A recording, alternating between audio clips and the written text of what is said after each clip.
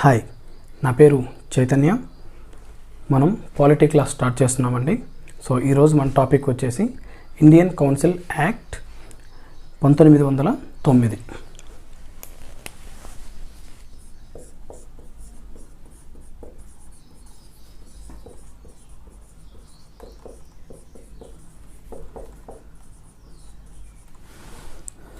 Okay, so already మనం previous class ఒకసారి గుర్తు తెచ్చుకుంటే మనం ఏం డిస్కస్ చేసామండి? 1858 భారత ప్రభుత్వ చట్టం. ఈ చట్టం ద్వారా భారతీయుల కోసం ఏర్పాటు చేయబడింది.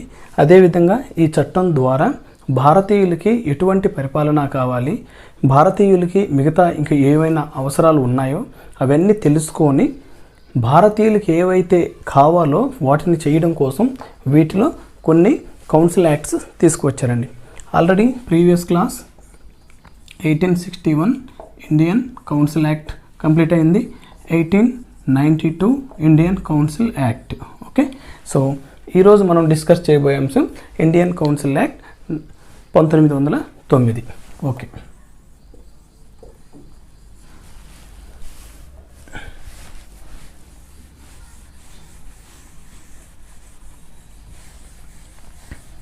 సో నేను ఎప్పుడు చెప్పిన విధంగానే ఎప్పుడైనా సరే మనం ఒక యాక్ట్ గురించి చదువుతున్నామంటే ఆ టైంలో ఆ యాక్ట్ చేసేటప్పుడు ఉన్న ఆ గవర్నర్ జనరల్ని మనం పర్ఫెక్ట్గా గుర్తుంచుకోవాలండి. ఇక్కడ ఈ యాక్ట్లో గవర్నర్ జనరల్ చాలా ఇంపార్టెంట్ అండి. ఓకే, సో ఈ యాక్ట్లో మనం మెయిన్ డిస్కస్ చేయబోయేది ఇక్కడ మార్లే మింటో సంస్కరణలు. ఓకే, అసలు ఏంటి ఈ 1909 చట్టంకి ఈ సంస్కరణలకి రిలేషన్ ఏంటో మనం ఇక్కడ తెలుసుకోవాలండి.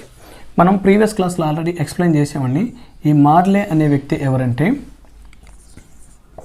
భారత రాజ్యాంగ కార్యదర్శి. గుర్తుంచుకోండి, భారత రాజ్య కార్యదర్శి అన్న భారత రాజ్యాంగ కార్యదర్శి అన్న రెండు ఒకటేనండి. ఒక్కొక్క టెక్స్ట్ బుక్లో ఒక్కొక్క మెన్షన్ చేస్తారు, రెండు కరెక్టే. ఓకే, ఇతను ఎవరని చెప్పామండి ప్రీవియస్ క్లాస్లో? భారత రాజ్యాంగ కార్యదర్శి. ఇతను బ్రిటిష్ పార్లమెంట్లోని వ్యక్తి. ఆ బ్రిటిష్ పార్లమెంట్లో ఉండే వ్యక్తి. ఆయన ఒక మంత్రి అండి. భారతదేశంలో ఉన్న నివసించే ప్రజలకు ఎటువంటి పథకాలు చేయాలి, అదేవిధంగా ఎటువంటి చట్టాలు చేయాలనేది ఇతను డిసైడ్ చేస్తారండి. ఆల్రెడీ ఇతని కింద ఎంతమంది ఉంటారండి? 15 మంది సలహా మండలి. వీళ్ళు ఇండియాలో ఉంటారండి, ఇతను బ్రిటన్లో ఉంటాడు. వీళ్ళు ఇచ్చిన సమాచారం మేర ఇతను పార్లమెంట్లో చేస్తారని మనం ప్రీవియస్ క్లాస్లో చెప్పుకున్నామండి. ఓకే, ఇది మింటో, భారత రాజ్యాంగ కార్యదర్శి. ఇక్కడ మార్లే అండి. ఇక్కడ మింటో వచ్చేసి భారత వైస్రాయ్, గవర్నర్ జనరల్.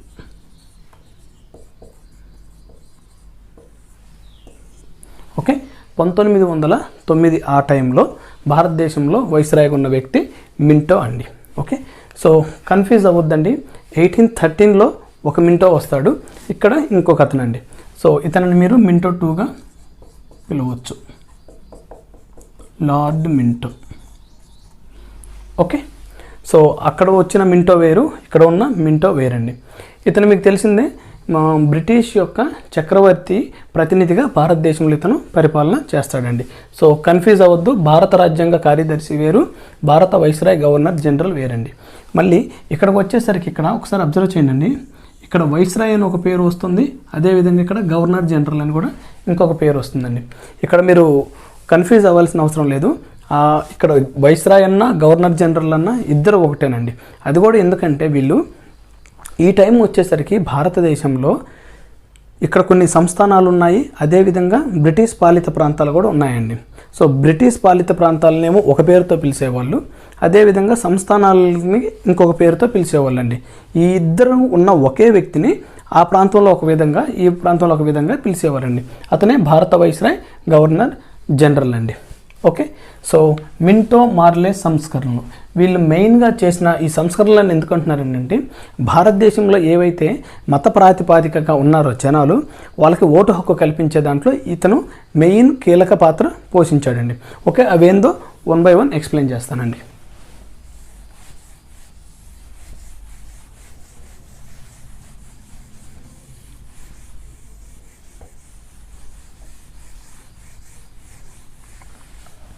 ఒకసారి చూస్తేనండి, ఈ చట్టం ఇది యాక్ట్ 1909లో చేసినా కూడా దీని యొక్క అమలు వచ్చేసి 1909 అండి. 1911లో దీన్ని అమలు చేశారండి. ఓకే, సో ఈ ఇయర్ అనేది చాలా ఇంపార్టెంట్ అండి. ఈ ఇయర్ను ప్రతి ఒక్కరు గుర్తుంచుకోవాలి. ఈ ఇయర్ బేస్ చేసుకొని కానీ వాళ్ళు క్వశ్చన్స్ అడిగేది కానీ అవకాశం ఉంటే చాలా క్వశ్చన్స్ వచ్చే ఛాన్స్ ఉన్నాయండి.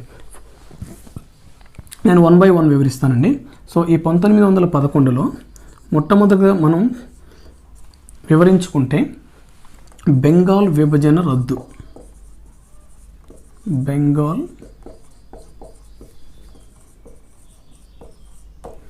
అసలు ఏంటి ఈ బెంగాల్ విభజన రద్దు ఏంటి, దీని యొక్క ప్రాముఖ్యత ఏంటి, మనం ఇక్కడ ఎందుకు చెప్పుకుంటున్నామో క్లియర్గా తెలుసుకోవాలండి.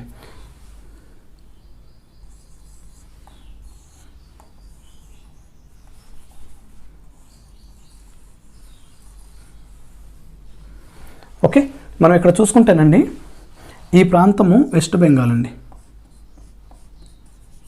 ఇది బంగ్లాదేశ్ అండి, ఇది బంగ్లాదేశ్. ఓకే, సో ఇక్కడ వాస్తవానికి మనకి స్వతంత్రం రాకముందు ఇది మొత్తం కంప్లీట్గా ఇండియానేనండి. ఓకే, ఈ పార్ట్లు కూడా తీసుకుంటే ఇది అనుకుంటే ఇది మొత్తం ఇండియానండి. ఇంకా ఇక్కడ ఉన్న పాకిస్తాన్ కానీ ఇవన్నీ కలుపుకొని ఆ టైంలో భారతదేశం యొక్క విస్తీర్ణము 79 లక్షల చదరపు కిలోమీటర్లు. ఓకే, ప్రస్తుతం ఇప్పుడు ఎంత అండి, 32 లక్షల చదరపు కిలోమీటర్లు.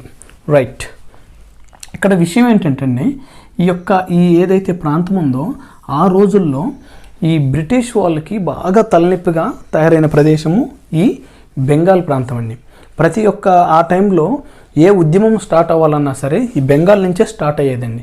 వీళ్ళు ఎలా ఆలోచించారంటే, ఈ బెంగాల్ను కానీ విభజిస్తే ఇక్కడ ఈ ఉద్యమాలు అనేవి తగ్గిపోతాయి అని సపరేట్ చేయాలని వీళ్ళు చూశారండి. సో అది కూడా ఎలాగంటే, ఈ ప్రాంతం మొత్తాన్ని వెస్ట్ బెంగాల్, ఇప్పుడు మనం బంగ్లా అని ఏదైతే చెప్పుకుంటున్నామో అది ఈస్ట్ బెంగాల్ అండి. West Bengal, east Bengal. అప్పట్లో టోటల్గా ఉన్నది ఇక్కడ ఈ ప్రాంతంలో బెంగాల్ ప్రాంతంలో 8 crores అండి. ఓకే, సో 5 కోట్ల మంది ఏమో వెస్ట్ బెంగాల్కి వచ్చారండి, రిమైనింగ్ 3 crores ఈస్ట్ బెంగాల్కి వెళ్ళారండి. ఓకే, సో ఇలా వీళ్ళు విభజించేసి ఇక్కడ ఎట్లా మెయిన్ ఏంటంటే అండి, ఈ వెస్ట్ బెంగాల్లో ఏమో హిందువులు ఎక్కువ, ఈ మనం ఈస్ట్ బెంగాల్లోనే ఏ బంగ్లాదేశ్ అంటున్నామో ఇక్కడ ముస్లిమ్స్ ఎక్కువ. వీళ్ళ ప్రాబ్లం ఏంటంటే, ఇలా కానీ విభజిస్తే వీళ్ళని హిందువులకి ఏదైనా అన్యాయం జరిగితే అప్పుడు ఈ ముస్లిమ్స్ మా ప్రాంతంలో జరగలేదు కదా అని వీళ్ళకి సపోర్ట్ చేయరండి. అదేవిధంగా ముస్లిమ్స్కి కానీ ఇక్కడ అన్యాయం జరిగితే అది మా ప్రాంతం కాదు కదా అని హిందువులు ఇన్వాల్వ్ అవ్వరండి. అలా అని చెప్పేసి వీళ్ళు బెంగాల్ విభజనని ఎప్పుడు చేస్తారంటే 1905లో బెంగాల్ విభజన చేస్తారండి. 1905లో. సో ఈ యాక్ట్లో ఈ బెంగాల్ విభజన అనేది చాలా ఇంపార్టెంట్ అండి. సో మనకు మోడర్న్ హిస్టరీలో వందే మాతరం ఉద్యమం ఇక్కడే స్టార్ట్ అవుతుందండి. ఇక్కడంతా ఎందుకు చెప్తున్నానంటే, ఈ టైంలో ఉన్న ఆ యొక్క వైస్రాయిల్ని కానీ మనం గుర్తుపెట్టుకోవాలని. సో 1905లో ఈ బెంగాల్ విభజనని ప్రకటించిన వైస్రాయ్ వచ్చేసి లార్డ్ కర్జన్. ఓకే, సో 1905 నుంచి మనం ఇప్పుడు డిస్కస్ చేస్తుంది 1909 అండి. 1909లో ఉన్న వైస్రాయ్ ఎవరు? 1909 లార్డ్ మింటో 2. రైట్, సో ఇది ఎప్పుడండి? 1911లో బెంగాల్ విభజన రద్దు. ఈ టైంలో ఉన్న వైస్రాయ్ ఎవరు? Lord Hardinge two. ఓకే, మీరు ఈ ముగ్గురిని గుర్తుంచుకోవాలండి. బెంగాల్ విభజన అంటే మీకు ఈ ముగ్గురున్న వైస్రాయల్ పేరు మీకు గుర్తుండాలి, గవర్నర్ జనరల్. ఓకే, సో అందువల్ల 1911 అనేది వందే మాతరం అది ఉద్యమం కాబట్టి, అది భారతదేశానికి ఎంతో ప్రాముఖ్యమైనది కాబట్టి ఈ 1911 అనే ఇయర్ ప్రతి ఒక్కరూ గుర్తుంచుకోవాలండి ఎగ్జామ్ పాయింట్లో. నెక్స్ట్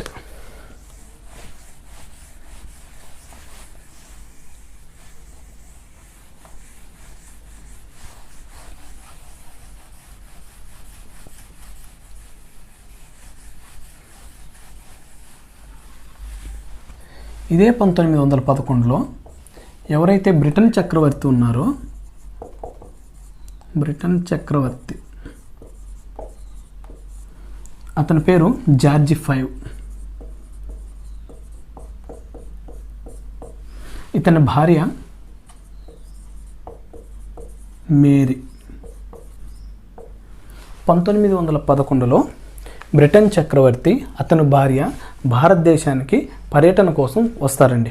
ఓకే, సో ఇది కూడా ఇంపార్టెంట్ అండి.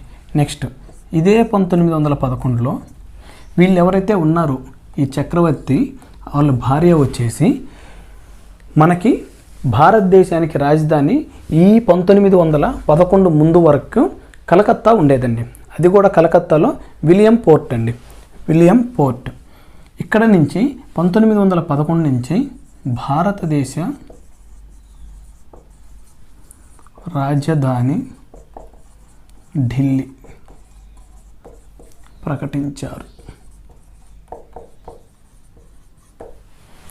ఓకే, సో ఈ 1911లో ఈ చక్రవర్తి ప్రకటించే టయానికి ఉన్న వైస్రాయ్ పేరు మీకు గుర్తుంచుకోవాలండి, గవర్నర్ జనరల్. అదే ఇంతకుముందు చెప్పాను, హార్డింజ్ I.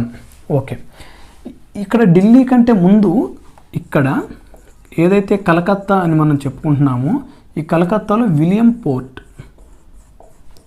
విలియం కోట నుండి ఢిల్లీకి రాజధానిని మార్చారు. ఓకే, సో ఈ విలియం కోట ఆల్రెడీ మనం ఇంతకుముందు డిస్కస్ చేసామండి, ఒకసారి చూద్దాము. ఇది మద్రాస్ అండి, బెంగాల్, బాంబే. ఇక్కడున్న కోట పేరు ఏంటండి? జార్జ్ కోట. సెయింట్ జార్జ్ కోట, సెయింట్ డేవిడ్ కోట. ఇక్కడ బెంగాల్లో ఉందండి సెయింట్ విలియం కోట. ఓకే, సో 1911 ముందు వరకు భారతదేశ రాజధానిగా వీళ్ళు కలకత్తా అని చెప్పుకొని అక్కడ ఉన్న విలియం కోట నుంచి పరిపాలించారండి. ఎప్పుడైతే ఈ 1909 చట్టం వచ్చిందో ఈ చట్టం నుంచి 1911 నుంచి, ఓకే, 1909 చట్టం ద్వారా 1911 నుంచి భారతదేశ రాజధాని ఢిల్లీకి మార్చబడింది. ఓకే, ఇది ఒక ఇంపార్టెంట్ అండి. నెక్స్ట్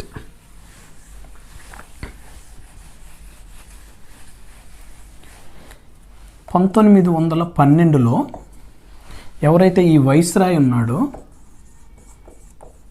భవన నిర్మాణం ఏర్పాటు చేశారండి.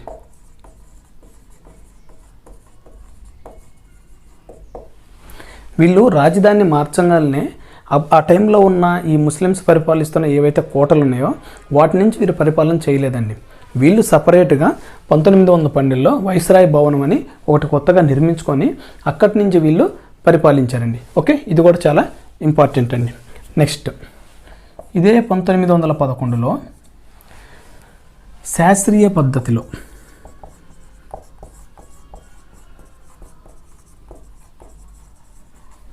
ఎన్నిక విధానం. ఓకే, భారతదేశంలో మీకు క్వశ్చన్ అడిగే అవకాశం ఉంటుందండి. భారతదేశంలో మొట్టమొదటిసారిగా ఎన్నికలు ఏ సంవత్సరంలో జరిగాయి?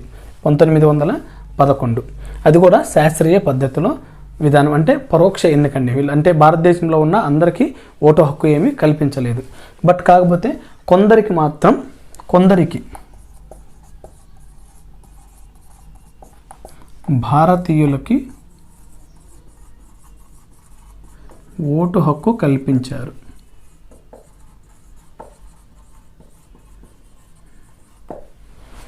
ఓకే, సో అందరికీ కల్పించలేదు, గుర్తుంచుకోండి, కొందరికి మాత్రమే ఓటు హక్కు కల్పించారు. రైట్. సో దీంట్లో ఆ టైంలో ఈ ఎన్నికలు ఎందుకు జరిగాయంటే 1911లో జరిగిన ఎన్నికలు ఎవరి కోసం జరిగాయి? ఇవి స్థానిక సంస్థల కోసం జరిగాయండి. ఆ టైంలో ఎవరైతే కార్పొరేషన్లు ఉన్నాయో, ఆ టైంలో ఎవరైతే జమీందారులు ఉన్నారో, ఆ టైంలో ఎవరైతే అక్కడ మున్సిపాలిటీస్ అని ఇట్లా చెప్పుకుంటూ ఉన్నారో వాటి యొక్క స్థానిక సంస్థల కోసం 1911లో ఎన్నికలు జరిగాయండి. సో ఇది కూడా గుర్తుంచుకోండి, మోస్ట్ ఇంపార్టెంట్. బట్ భారతీయులకి ఓటు హక్కు అంటే అందరికీ కల్పించబడలేదు, అందుకే ఇది గుర్తుంచుకోండి, కొందరికి మాత్రమే స్పెసిఫిక్గా. ఓకే, సో ఈ టైంలోనే ఈ 1911లో జరిగిన ఎన్నికలప్పుడు వీళ్ళు కమ్యూనల్ అవార్డ్స్ని ప్రవేశపెట్టారండి. దాన్నే కమ్యూనల్ ఎలక్టోరేట్ అంటారండి.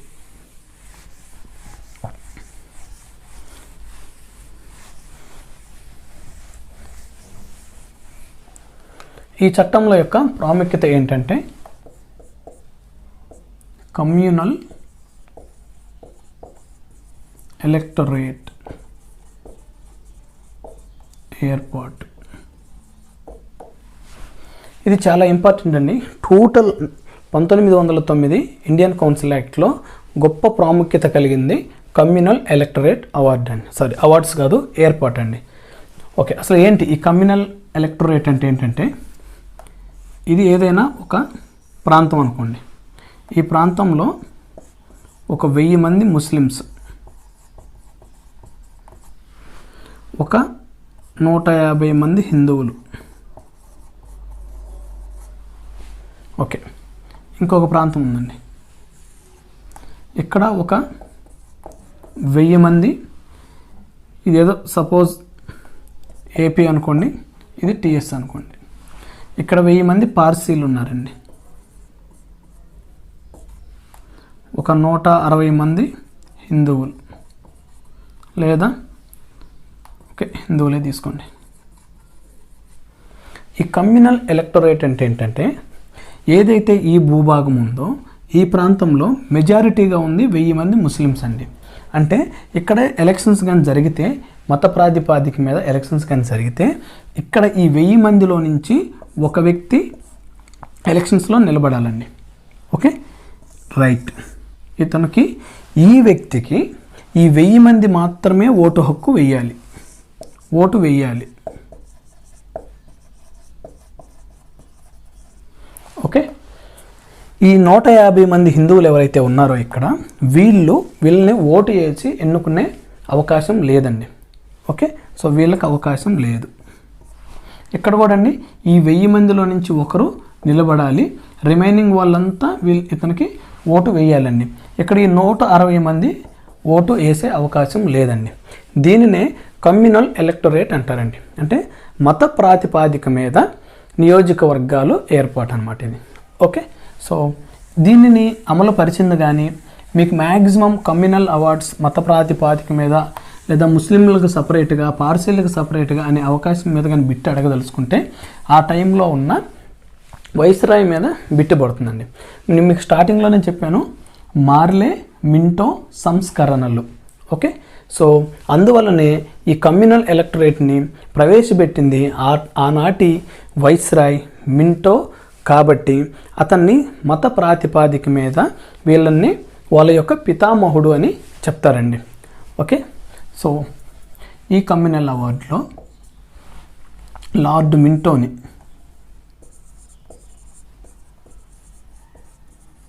లార్డ్ మింటో టూని ఏమని పిలుస్తారంటే, వీళ్ళు మత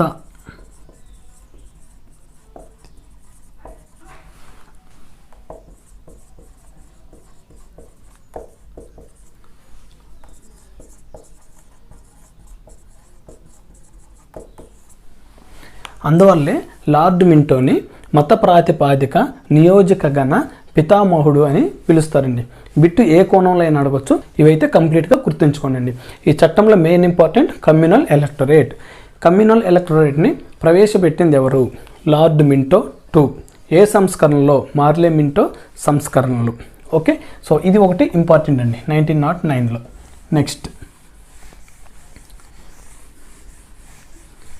నెక్స్ట్ వచ్చేసి సెకండ్ వన్, బడ్జెట్ పై తీర్మానం మరియు సభలో ప్రశ్నించే అధికారం.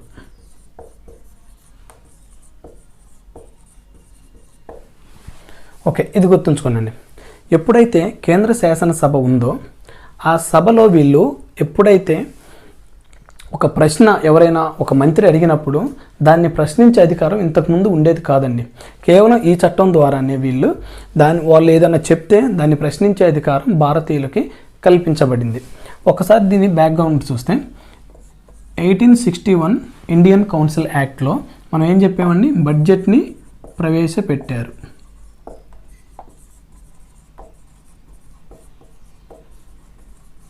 రైట్. 1892 యాక్ట్లో ఏం చెప్పామండి? బడ్జెట్ని ఇక్కడ ప్రవేశపెట్టారు. ఇక్కడికి వచ్చేసరికి ఈ యాక్ట్లో ఈ బడ్జెట్ గురించి మాట్లాడే అవకాశాన్ని కల్పించారండి.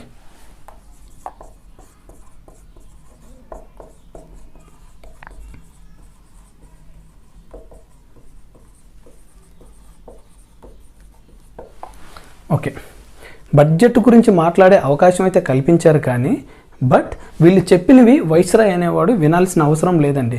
జస్ట్ దాని గురించి మాట్లాడండి అంతే, ఎనఫ్. సో ఇక్కడ కూడా వీళ్ళకంత ప్రాముఖ్యత లేదండి. ఇక్కడ ప్రాముఖ్యత లేదు, ఇక్కడ ప్రాముఖ్యత లేదు. సో అందువల్లనే ఈ యాక్ట్లో బడ్జెట్పై భారతీయులకి తీర్మానం చేసే అవకాశము మరియు అదే సభలో వీళ్ళు ప్రశ్నించే అధికారం కూడా వీళ్ళకి కల్పించబడిందండి. సో క్లియర్గా అర్థం చేసుకునండి. బడ్జెట్పై భారతీయులకు తీర్మానం చేసే అధికారం కల్పించబడింది. సో చాలా ఇంపార్టెంట్ అండి, గుర్తుంచుకోండి. బడ్జెట్ 3 చట్టాల్లో వస్తుంది, బట్ ఎక్కడ ఏది అనేది మీరు ఒక క్లారిటీ ఉండాలండి. రైట్.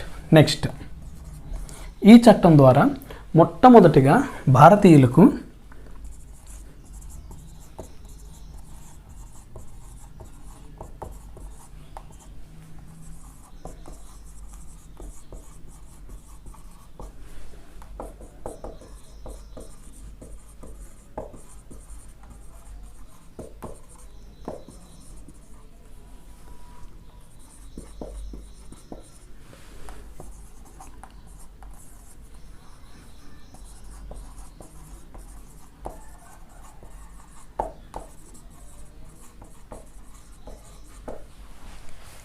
ఈ చట్టం ద్వారా మొట్టమొదటిసారిగా ఏదైతే గవర్నర్ జనరల్ కార్యనిర్వాహక మండలి ఉందో ఈ మండలిలో ఒక భారతీయుడికి అవకాశం కల్పించారండి.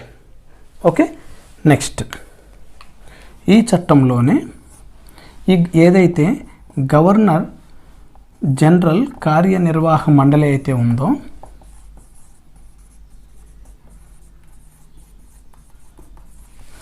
ఈ మండలిలోని 5 సభ్యుల నుంచి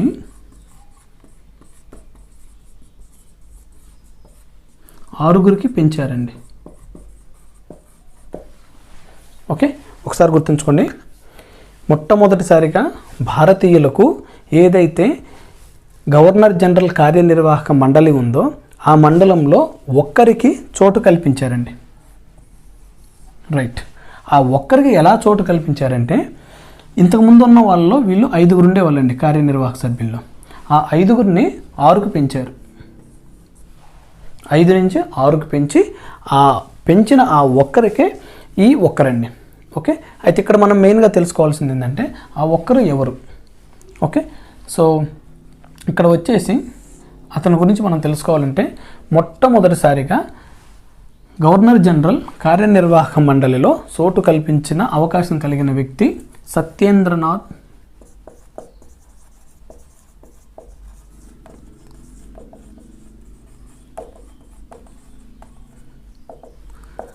చాలా ఇంపార్టెంట్ అండి, గుర్తుంచుకోండి. సత్యేంద్ర ప్రసాద్ సిన్హా. ఇతను మొట్టమొదటిసారిగా బ్రిటిష్ కార్యనిర్వాహక శాఖల్లోకి ఎంటర్ అయ్యాడండి. ఇతను ఒక ఐఎఫ్ఎస్ ఆఫీసర్ అండి, అంతకుముందే ICS Indian civil services officer. ఇతని గురించి చెప్పుకుంటే ఇతను 1920లో బీహార్కి గవర్నర్గా పనిచేశాడండి. ఓకే, సో ఈ పాయింట్స్ కూడా చాలా ఇంపార్టెంట్ అండి. సో మెయిన్ బడ్జెట్ ఒకటి, గవర్నర్ జనరల్ కార్యనిర్వహణలో ఒకరికి చోటు, ఆ చోటు ఎవరంటే అండి సత్యేంద్ర ప్రసాద్ సిన్హా. అదేవిధంగా అతనికి చోటు కల్పించడం కోసం 5గురుగా ఉన్న కార్యనిర్వాహక మండలిని ఎంతకు పెంచారండి, 6కు వీళ్ళు పెంచారు. ఓకే, నెక్స్ట్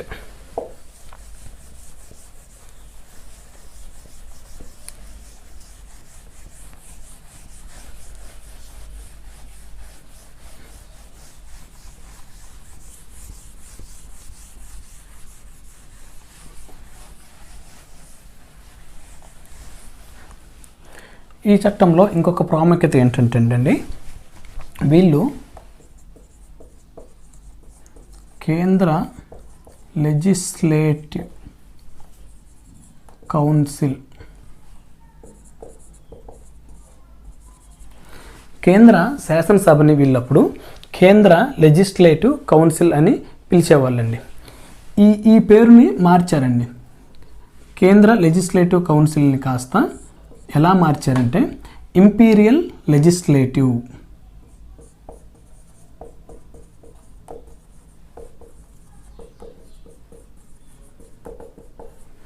ఓకే, కేంద్ర లెజిస్లేటివ్ కౌన్సిల్ పేరును కాస్త ఎలా మార్చారండి, ఇంపీరియల్ లెజిస్లేటివ్గా పేరు మార్చారు. ఈ చట్టం నుంచి ఇంపీరియల్ లెజిస్లేటివ్ అనే మాత్రమే కేంద్ర శాసనసభని వీళ్ళు పిలవాలి. నెక్స్ట్ దీంట్లో ఇంకొక ఇంపార్టెన్స్ ఏంటంటే, ఏదైతే కేంద్ర లెజిస్లేటివ్ కౌన్సిల్, ఏదైతే మనం శాసనసభ అని చెప్తున్నామో, దీంట్లో వీళ్ళు ఏం చేశారంటే, అంతకుముందు ఉన్న చట్టంలో మొత్తం ఎంతమంది సభ్యులు ఉండేవాళ్ళంటే 16 మంది ఉండేవాళ్ళండి. 16 మంది ఉండేవాళ్ళు, 16 మంది సభ్యులు నుండి 60కి పెంచారు.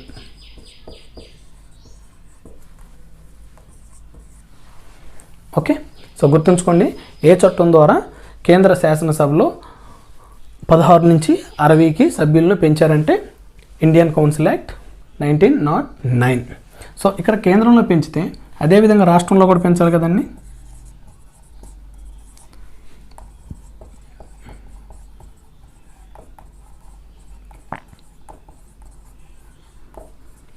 వాస్తవానికి ఇక్కడ వీళ్ళు ఇంతమందిని పెంచండి అని వీళ్ళు ఎక్కడ చెప్పలేదండి.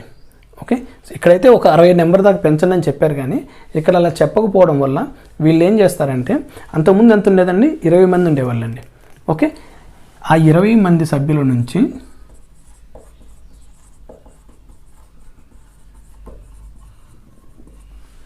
50కి పెంచారండి. ఓకే, సో ఇది ఒక ఇంపార్టెంట్ అండి.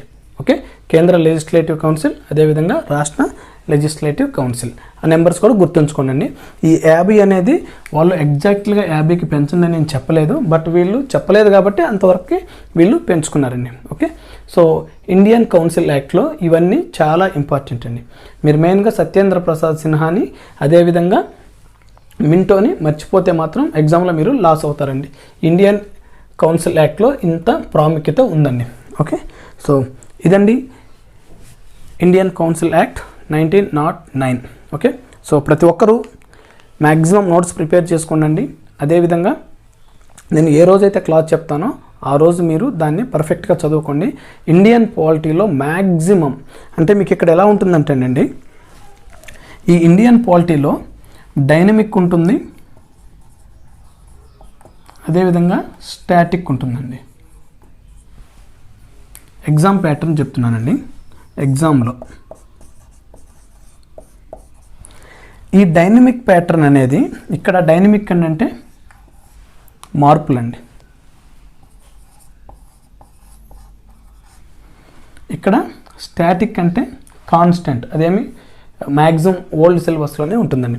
ఒకసారి చూడండి, ఈ డైనమిక్ అంటే ఇప్పుడు ప్రస్తుతం మీరు ఈ యాక్ట్ గురించి చదువుతున్నారండి. ఈ యాక్ట్లో 1909లో లేదా 1911లో వైస్రాయ్ ఎవరంటే మీరు క్లియర్గా రాస్తారండి. సపోజ్ చూద్దాం, 1909లో వైస్రాయ్ ఎవరని అడిగితే మీరు ఏం రాస్తారండి? Minto II. ఓకే, ఇదే డైనమిక్ వస్తే ఇదే ఇండియన్ పాలిటీలో ఇక్కడ సపోజ్ మనం CAG తీసుకున్నాం అనుకోండి. Okay, controller, auditor, okay, general. వీళ్ళు ఎప్పటికప్పుడు చేంజ్ అవుతుంటారండి. వాళ్ళ కాల పరిమితి ఎప్పుడైతే మారుతుందో వీళ్ళ నేమ్స్ అనేవి చేంజ్ అవుతూ ఉంటాయండి. ఇవి మనం అప్డేట్ ఉండాలండి ఎప్పటికప్పుడు. అదేవిధంగా కాగ్ కానీ, ఈ కాగ్ ఎక్కడి నుంచి వస్తాడండి? మనకి ఈ యొక్క పాలిటీలోనే వస్తారు. అదేవిధంగా ఇప్పుడు ఎలక్షన్ కమిషన్ ఉందండి. ఓకే, CEC అనుకోండి, చీఫ్ ఎలక్షన్ కమిషన్. వీళ్ళని ఎప్పటికప్పుడు మారుతూ ఉంటారండి. ఇది మొత్తం డైనమిక్ పార్ట్లో మనం ఎప్పుడైతే ఈ కాగ్ కాన్సెప్ట్ వస్తుందో, ఇప్పుడు సపోజ్ ఈ స్టాటిక్లో కాగ్ గురించి మనం చదువుతున్నామండి. ఓకే, మనం ఏం చెప్తాం స్టాటిక్లో? ఫస్ట్ చైర్మన్ ఎవరు, అదేవిధంగా సెకండ్ చైర్మన్ ఎవరు అనేది ఇక్కడ చెప్తామండి. సో వీటి మీద బిట్ వస్తే ఓకే.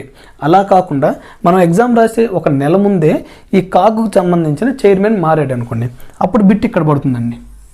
సో అందువల్ల మీరు మ్యాక్సిమం ఇది ఇండియన్ పాలిటీలో 80% స్టాటిక్ ఉంటుందండి, రిమైనింగ్ 20% డైనమిక్ ఉంటుందండి. సో మ్యాక్సిమం నేను ఆ డైనమిక్ కాన్సెప్ట్ కూడా ఎక్కడైతే ఈ కాగ్ అనే కాన్సెప్ట్ వస్తుందో, ఎక్కడైతే ఈ చీఫ్ ఎలక్షన్ కమిషన్ వస్తుందో, వీటి గురించి ఆ టాపిక్ చెప్పేటప్పుడు వాళ్ళ పేర్లు క్లియర్గా నేను ఆ రోజు వరకు నేను ఎక్స్ప్లెయిన్ చేస్తానండి. ఓకే, ఇప్పుడు ఎలాగైతే ఇక్కడ ఒక మెంబర్కి అవకాశం కల్పించారో సత్యేంద్ర ప్రసాద్ సిన్హా, ఆ నేమ్ ఎలా చెప్తున్నామో అదేవిధంగా రిమైనింగ్ వాళ్ళ పేర్లు కూడా చెప్తానండి.